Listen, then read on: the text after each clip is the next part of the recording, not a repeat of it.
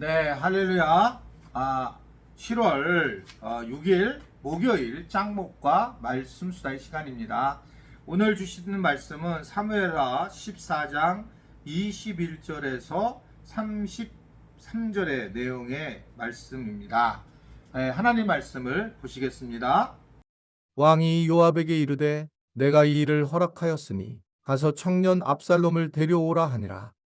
요압이 땅에 엎드려 절하고 왕을 위하여 복을 빌고 요압이 이르되 내 주 왕이여 종의 구함을 왕이 허락하시니 종이 왕 앞에서 은혜 입은 줄을 오늘 아나이다 하고 요압이 일어나 그술로 가서 압살롬을 데리고 예루살렘으로 오니 왕이 이르되 그를 그의 집으로 물러가게 하여 내 얼굴을 볼 수 없게 하라 하매 압살롬이 자기 집으로 돌아가고 왕의 얼굴을 보지 못하니라. 온 이스라엘 가운데에서 압살롬같이 아름다움으로 크게 칭찬받는 자가 없었으니 그는 발바닥부터 정수리까지 흠이 없음이라. 그의 머리털이 무거움으로 연말마다 깎았으며 그의 머리털을 깎을 때에 그것을 달아본즉 그의 머리털이 왕의 저울로 200세겔이었더라. 압살롬이 아들 셋과 딸 하나를 낳았는데 딸의 이름은 다말이라. 그는 얼굴이 아름다운 여자더라. 압살롬이 이태 동안 예루살렘에 있으되 왕의 얼굴을 보지 못하였으므로 압살롬이 요압을 왕께 보내려 하여 압살롬이 요압에게 사람을 보내 부르되 그에게 오지 아니하고 또 다시 그에게 보내되 오지 아니하는지라.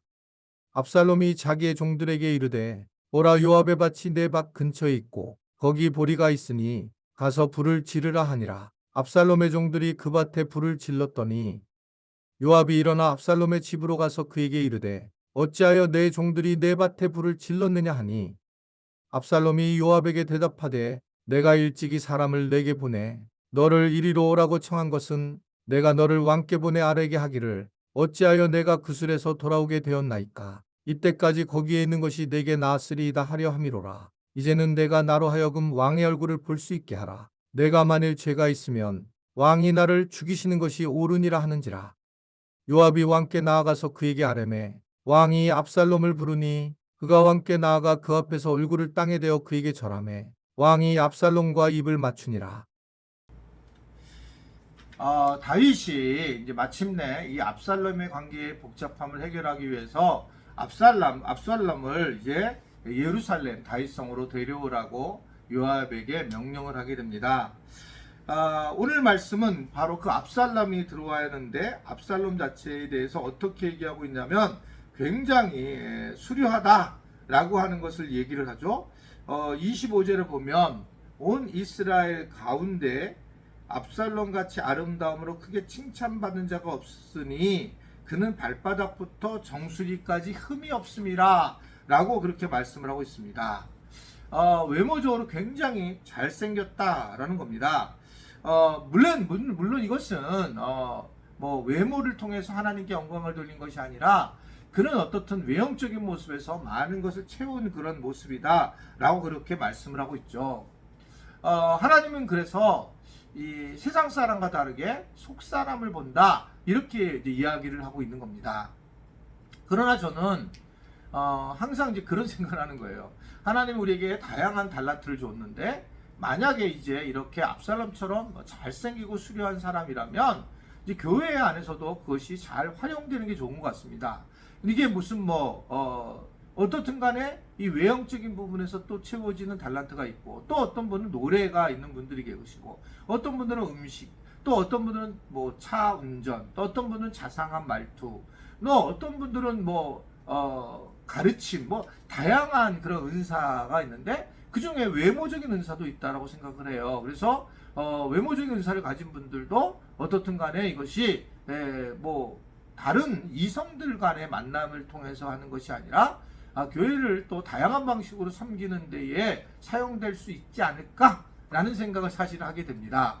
이걸 그냥 달란트로 보자는 거죠. 왜냐하면 잘생기고 예쁜 사람은 그냥 잘생기고 예쁜 사람인데 문제는 지금 이 셋째 이 압살롬은 이러한 아름다움이 하나님 앞에 쓰였다라고 하는 것이 하나도 없다라는 것을 이야기를 하고 있는 겁니다.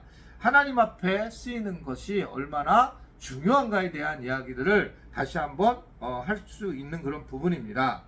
우리가 외모를 꾸미는 것은 별로 중요하지 않아요. 내면을 잘 우리가 세우고 내면을 우리가 건강하게 유지시키는 것이 중요한데, 이제 외형적인 이러한 부분들은 어떻게 보면 그냥 성경이 얘기하는 걸 보니 사용할 수 있다면 사용하는 것이 굉장히 중요하다라고 하는 것을 이야기를 합니다. 제가 이게 참 오늘 뭐 이렇게 말씀드리기 좀 어려운데, 그래도 제가 뭐 나름 이게 설교자로 이렇게 영상을 찍으면서도 이렇게 굉장히 좀 나이가 먹어서 뭐 얼굴이 좀 추한데, 그래도 나름 제 스스로는 우리 교인들 앞에 쓰기 때문에 노력하려고 하는 모습은 있어요. 외적인 모습으로. 죄송합니다. 그런데 왜 그 모양이냐? 이제는 뭐 어쩔 수 없는데 어떻든 그런 모습이 있어요.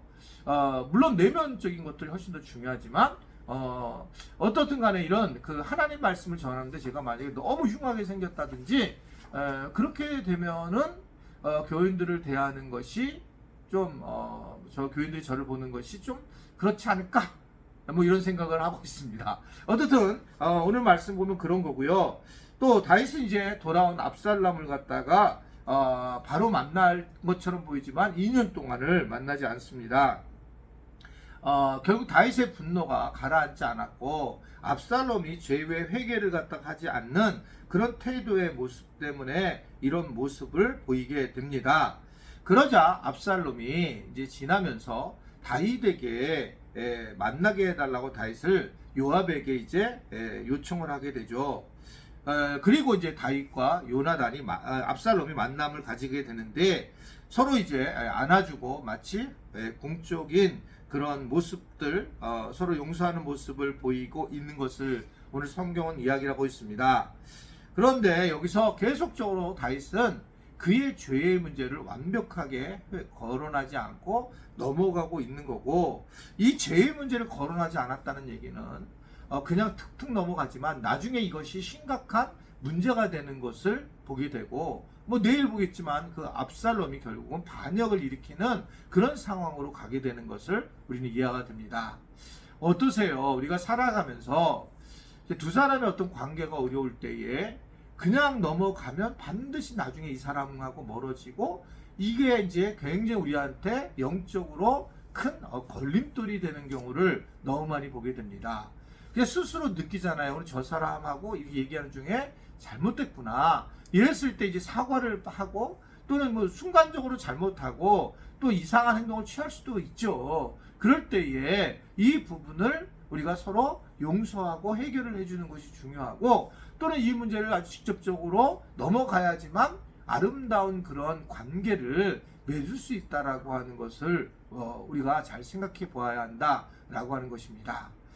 오늘 우리는 이 다윗과 압살롬을 통해서 우리가 이 땅에서 정말 이 죄의 문제를 완벽하게 해결해야만 아름다운 그런 과정을 아버지와 아들 관계가 된다는 것을 알고, 우리가 어디서든지 이러한 복된 관계를 만들 수 있는 그런 우리 지체들이 될 수 있게 되기를 주님의 이름으로 부탁을 드립니다.